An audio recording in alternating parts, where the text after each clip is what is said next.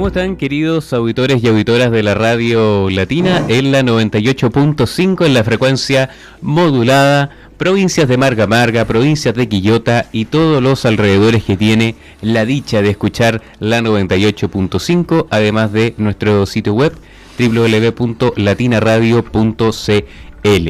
En este nuevo segmento de programas que estamos realizando en nuestro nuevo ciclo de entrevistas, mejor dicho, de nuestro fondo de medios adjudicado para este 2025, llamado Agua que da vida, el nuevo futuro hídrico de Limache y Olmué, y también lo podemos generalizar también a la provincia de Marga Marga, porque este programa llega a sus hogares gracias al Fondo de Medios de Comunicación Social del Gobierno de Chile y del Consejo Regional de Valparaíso. Así que, queridos auditores y auditoras, bienvenidos a este nuevo ciclo de entrevistas, que prácticamente son conversaciones y más que nada reflexiones sobre el agua, la vida y el futuro de nuestra comunidad en Limache y alrededores.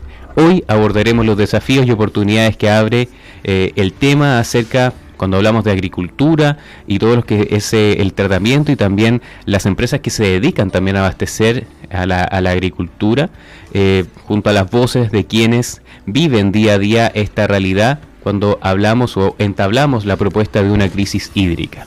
Es por eso que hoy nos acompaña en el estudio de Radio Latina en vivo y en directo Cristian Velázquez, dueño y fundador de Vermis, para esta jornada de lunes 27 de octubre.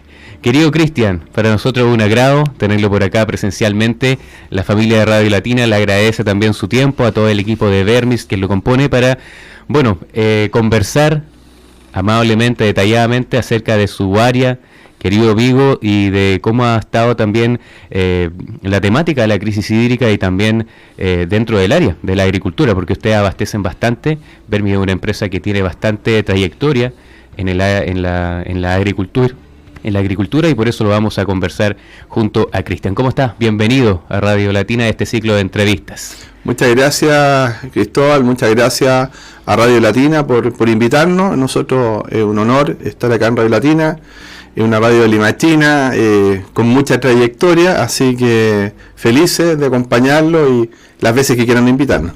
No, y para nosotros impecable tener su presencia, porque cuando hablamos de gestiones y también de crisis hídrica y cómo nos puede tal vez ayudar o salvaguardar la temática de la futura desalación, caen ustedes en las empresas como son Vermis y otras aledañas.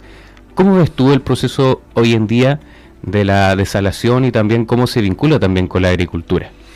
Bueno, habría que hacer un par de distinciones, claro, con respecto a los procesos de las plantas de tratamiento de agua de mar, ¿ya? ¿Por qué? Hoy día existen, tengo entendido, alrededor de 26 plantas de desalinización en Chile. Creo que Antofagasta es la primera ciudad que se abastece única y exclusivamente de agua desalinizada. Es un hito eso, porque es una zona de escasez hídrica en el norte de Chile, y por lo tanto, desde ese punto de vista es un progreso. Ahora, hay que distinguir al país en zonas geográficas. Hay zonas del país, la centro-sur, sobre todo la zona sur, tiene mucha agua. Hay muchos recursos hídricos que podrían ocuparse para la zona central y norte. Ya en su momento se habló de la carretera del agua. Claro. Son proyectos que son viables, y Perú lo hace y lo hizo en Olmos, por ejemplo. Sacó agua del Amazonas y la tiró a las zonas más desérticas. Y hoy día Perú es una potencia exportadora frutícola. Por lo tanto, las proyecciones que podemos tener en el tema del agua son muchas, pero tiene que haber una profesionalización y una política de Estado. Una profesionalización en sentido de que tenemos que tener gente técnica, especialista en el tema del agua. Esto no es ideológico, no es político, sino que es una necesidad, es una política de Estado que trasciende los partidos políticos. Por lo tanto, las políticas de Estado deben ser proyectadas a 50, 60 años, 70 años, y da lo mismo el color político, porque aquí involucra el bien común del país. Por lo tanto, para hacer eso tiene que haber una visión. y no una miopía electoral que muchas veces caen lamentablemente nuestras autoridades o los partidos políticos, en los cuales ellos no les interesa establecer políticas de Estado porque su periodo es muy corto. Y esa mezquindad en el área de la política ha hecho que el país pierda tremendamente oportunidades que hoy en día tiene, como sus zonas geográficas, sus reservas de agua. Hay numerosos embalses que no se construyeron por razones ideológicas, porque se decía que se afectaba el ciclo del agua. Y la gente desconoce que los embalses no afectan directamente el ciclo del agua, por el contrario, se ocupan cuando hay escasez hídrica en las épocas de verano. En una zona geográfica como la nuestra, con un clima mediterráneo que pasa por periodos de sequía, se necesita acumular agua, y esa agua igual se evapora y sigue un ciclo, y también se filtra las napas freáticas. Por lo tanto, el ciclo del agua continúa, solamente se retiene parcialmente el agua y después se ocupa. Entonces, esa falta de visión y esa politización del tema del agua ha hecho que los grandes proyectos de embalse y grandes centrales hidroeléctricas que podrían generar energía para el país, energía limpia y barata, la energía más barata es la energía hidroeléctrica. Y hoy día Chile, en la zona sur, tiene condiciones para energía hidroeléctrica, y por temas supuestamente ecológicos que muchas veces van de la mano también por intereses económicos. Esto hay que decirlo, muchos proyectos ecológicos o obstáculos que se ponen en temas ecológicos también tienen algunos ribetes económicos. Hay fundaciones, hay grupos medioambientales que no están pensando solamente en los ecosistemas, sino que tienen otros intereses. Entonces, esto hay que focalizarlo, hay que centrarlo, hay que trabajar con los pies en la tierra, la cabeza con balde fría, y querer mucho al país, querer mucho a los chilenos, querer mucho a los agricultores y querer mucho a la población. Cuando uno quiere mucho a su país y quiere a su población, se preocupa por ella y establece políticas serias a largo plazo. Así que, a mi juicio, estamos al débito en temas de embalse, en políticas de embalse, en centrales hidroeléctricas, y en el tema del agua desalada. Hay que hacer la distinción entre lo que son agua desalinizada y desalada. ¿Cuál es la distinción? Que el agua desalinizada es un agua que se sacan todas las sales y es apta para el consumo humano.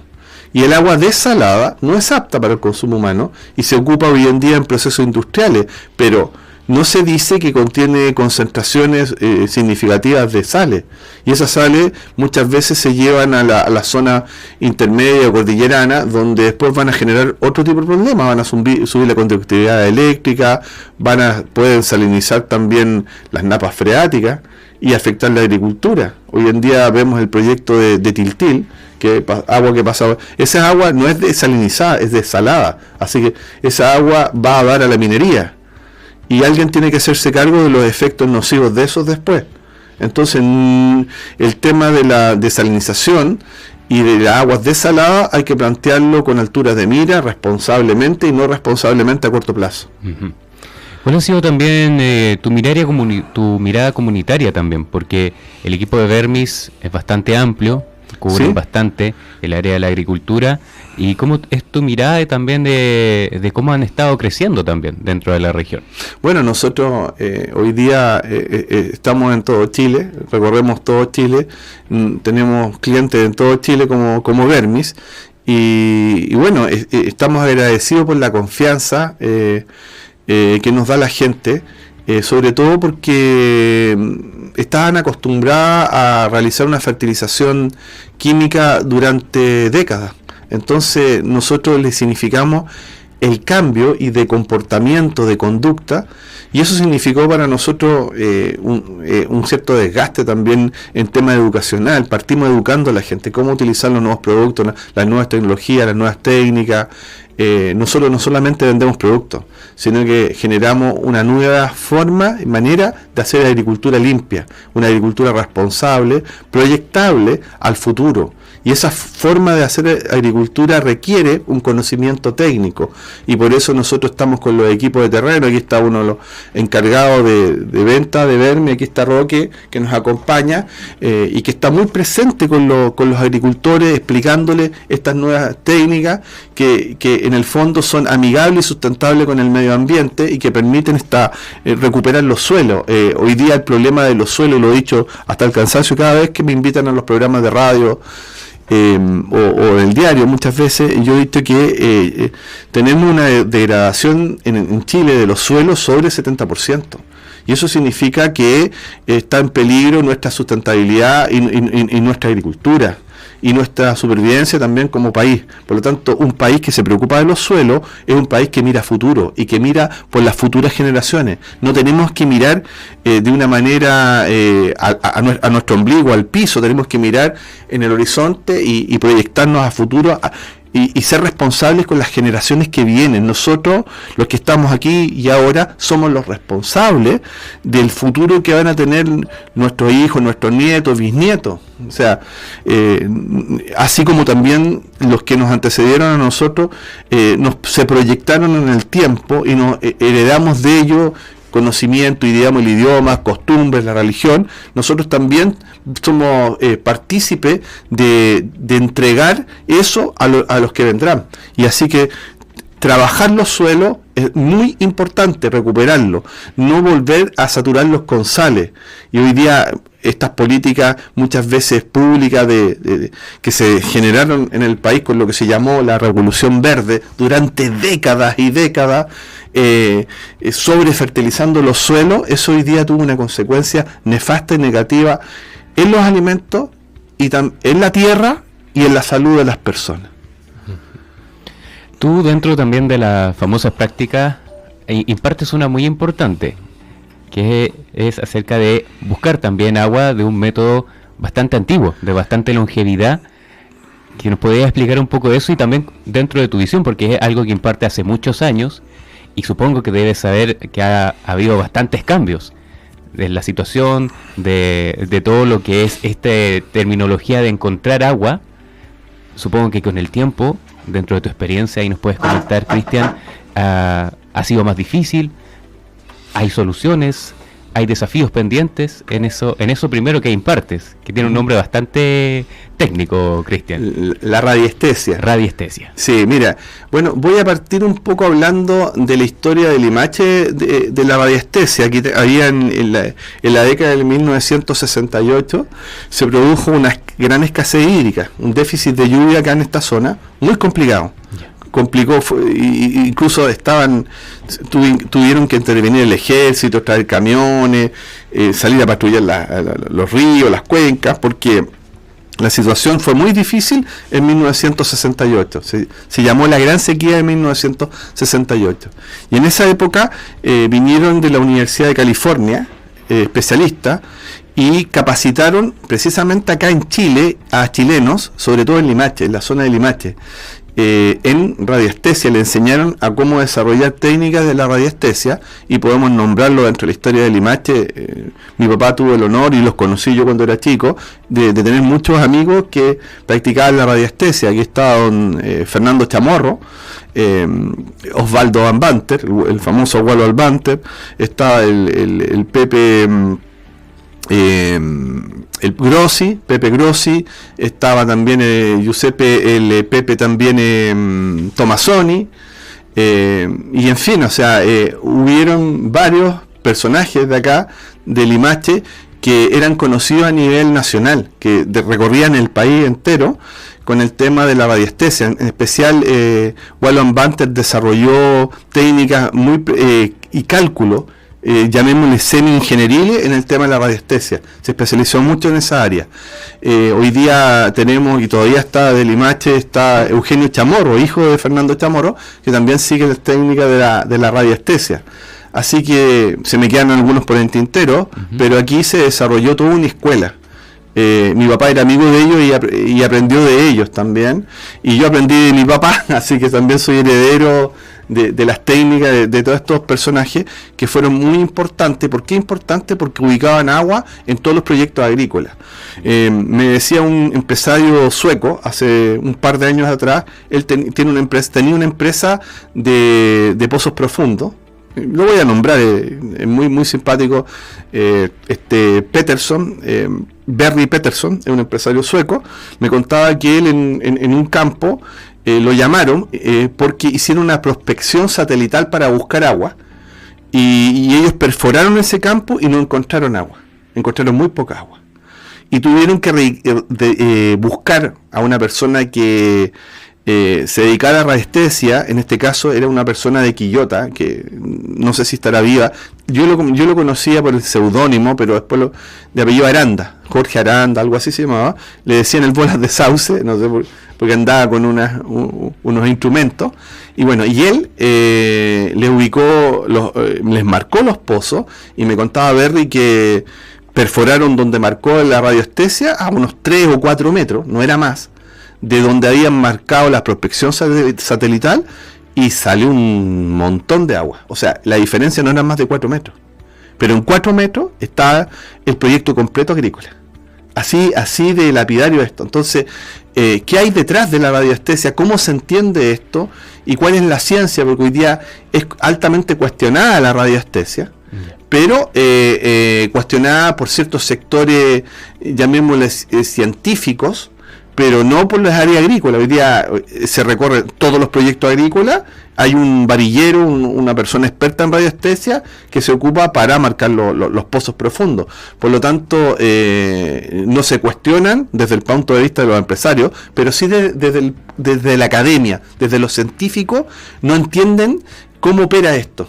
Alguien con una varillita y pueda ubicar napas freáticas. En España le llaman los saoríes, ¿ya? Pero esta técnica es muy antigua, se ha ocupado por siglos, no es nueva. Y es muy precisa. ¿Cómo la entiendo yo y cómo la he entendido yo cuando ocupo esto? La he entendido que lo que hace la varilla, en este caso tengo una varilla de sauce. Mi papá descubrió que la varilla de olivo, de un olivo, ¿ya? Tenía mejor conductibilidad para la radiestesia, y efectivamente yo la he probado y es muy buena. Entonces, lo que hace en el fondo las varillas repotencia la polaridad, ¿ya? La carga positiva de uno, ¿ya? Y porque nosotros también somos cargas eléctricas, tenemos corrientes químicas eléctricas. Entonces, como tenemos cargas eléctricas, repotencia la polaridad positiva, y cuando se concentran demasiada agua en un punto, hay un exceso de carga eléctrica ahí, negativa y positiva, y entonces esto la varilla se carga, ¿ya?, en los puntos donde hay una concentración enorme de carga eléctrica. Entonces se atrae polo positivo o el negativo. Esto solamente se atrae la polaridad. Okay. Ya, nada más. Entonces, por diferencia de polo, y se atrae el positivo en el negativo, esto se dobla. Si ustedes lo ven, miren. Ya. No es que yo lo doble. Uno pone la yema de los dedos y se dobla solo. ¿Y qué descubrí yo con esto? Y es muy importante. Me salí del área de la búsqueda de agua, y me fui a la técnica que nosotros ocupamos, que se llama la endoterapia vegetal, que son las inyecciones en la savia de los árboles. Entonces yo descubrí que con la varilla podía buscar las principales concentraciones de haces vasculares de la planta, donde pasa la mayor concentración de savia.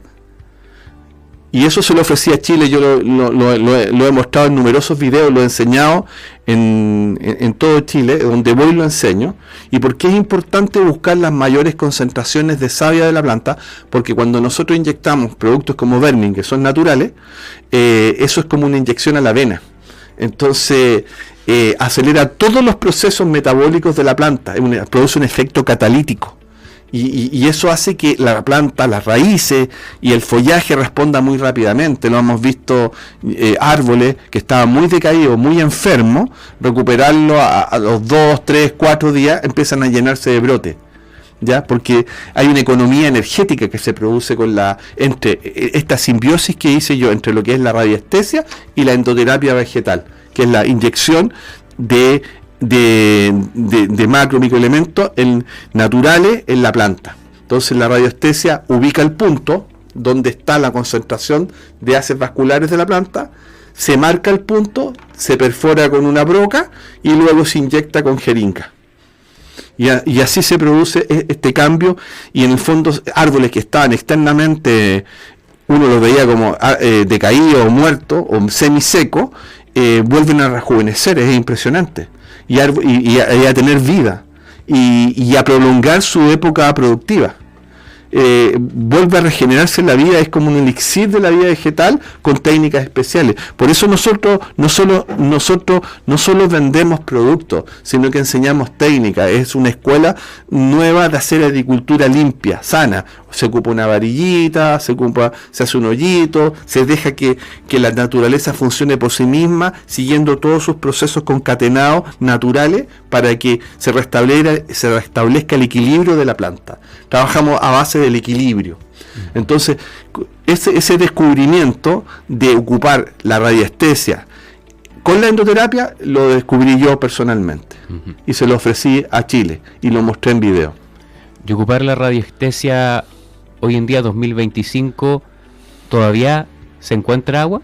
Se encuentra precisamente, y no solamente, ojo, no solamente se encuentra agua, sino que también yo la he ocupado para ubicar zonas de mucha inflamación en el cuerpo humano. ¿Ya? Es muy precisa la varilla por estas diferencias de polaridad. ¿Por qué ubica zonas de mayor inflamación?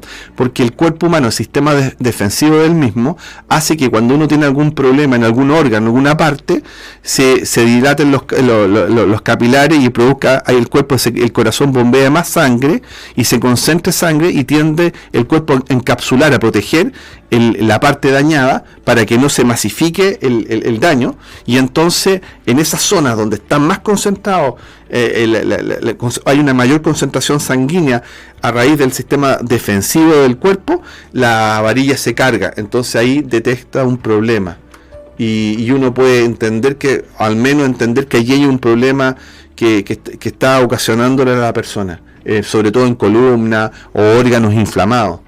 ¿Ya?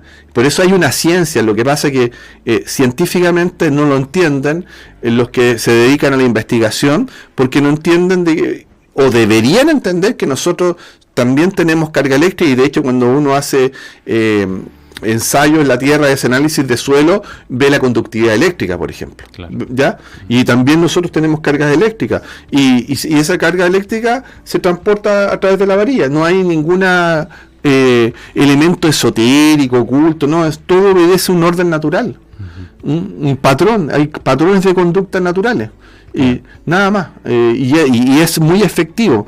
O sea, hoy día cuando la varilla se carga de manera perpendicular, me marca intensamente un punto, me lo marca de una manera perpendicular, en ese punto está pasando una gran cantidad de agua.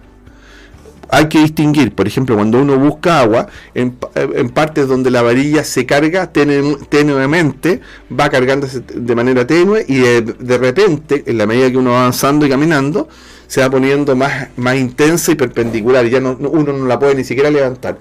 En ese punto, cuando uno ya casi no la puede levantar, no tiene fuerza para levantarlo, ese es el punto de mayor concentración de las napas freáticas, y ahí hay que perforar. Perfecto. Oye, Cristian, para también agradecerte y entregarte estos minutos también, para si nos pudieras dar un mensaje a nosotros, la audiencia también de Radio Latina, a nuestra audiencia, sobre cómo ves tú el futuro hídrico, el Limache, Olmué, provincia Marga Marga. ¿Cuál sería también tu mensaje para entregar, y obviamente agradecerte por tu tiempo de poder hablar acerca de tu visión, tu diagnóstico y también tu experiencia, y además de este rubro de bastante experiencia y milenario, podría incluso catalogarse, como es la búsqueda que se generaba antiguamente de encontrar agua? Bueno, la primera pregunta, mi visión en Limache, en Olmué, respecto al tema del agua, tenemos que hacer embalse, o sea, sí o sí. Y tiene que haber un esfuerzo mancomunado entre el sector privado y público, entre el Estado y los privados, y entre toda la comunidad, a entender que se necesita el agua. Pensemos el caso, por ejemplo, el embalse de los Aromos. ¿Qué hubiera pasado si no estuviera el embalse de los Aromos con el Gran Valparaíso? ¿Ya? Mucha gente es muy crítica en su ignorancia de los embalses, pero Valparaíso y Viña del Mar y Concón se hubieran quedado sin agua si no estuviera el embalse de los Aromos. ¿Y qué pasó? Para llenar el embalse de los Aromos se sacó agua de los agricultores, se transportó por los canales y luego se derivó hacia el estero, y de ahí llegaron, y eso abasteció el embalse de los Aromos. Entonces, los embalses son necesarios, y tienen que haber políticas públicas, y tienen que haber un esfuerzo mancomunado entre privado y público, y enseñarse en los colegios que Chile es un país altamente vulnerable en tema hídrico. Si bien tiene grandes reservas hacia el sur, en la zona centro-norte el agua no es tan abundante y pasamos por ciclos de agua. Por lo tanto, se debe enseñar esto para ser precavido y proveer hacia el futuro. Entonces, en la medida que nosotros entendamos y nos unamos y trabajemos de verdad y saquemos lo político y lo ideológico del tema técnico, en esa medida, y velemos por el bien común, en esa medida iremos solucionando parcialmente o totalmente el tema del agua. Ya no será un problema en la medida que nosotros trabajemos, pero tiene que haber un esfuerzo mancomunado, y tenemos que tener gente que ya no técnica, especialista, y que no esté en la pura descalificación a priori de las personas. Hoy en día en temas de canales, de agua, siempre la gente descalifica a priori, sin tener mayor conocimiento. Nunca ha tenido problemas de agua porque nunca ha regado, porque no es agricultor, porque no conoce la agricultura y no sabe lo que sufre cada agricultor en las noches, cuando les tocan los turnos de agua, cuando le dan un poquito de agua, una gotita de agua. Entonces, para evitar eso, tenemos que trabajar con políticas de Estado a largo plazo, unirnos al sector privado y el sector público en vista del bien común del país. Esa es mi visión, es trabajar en conjunto, formar las nuevas generaciones. Hoy en día no existe, y eso es otro tema, lo toco antes de terminar. No, por supuesto. No existe la generación de recambio en la agricultura.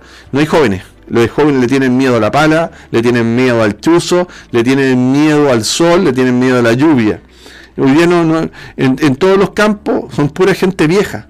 Nadie quiere trabajar en agricultura. Y entonces hoy día tenemos mucha tecnología que puede estar al servicio de la agricultura y tenemos que llevarla. En el caso de Vermis, nosotros llevamos mucha tecnología al servicio de la agricultura. Son conocimientos, son experiencias, resucitamos miles de años de agricultura con técnicas modernas. Y bueno, o sea, los conocimientos están, las ganas de querer hacerlo a veces no están, porque los jóvenes no entienden que para obtener resultados en la vida hay que sacrificarse.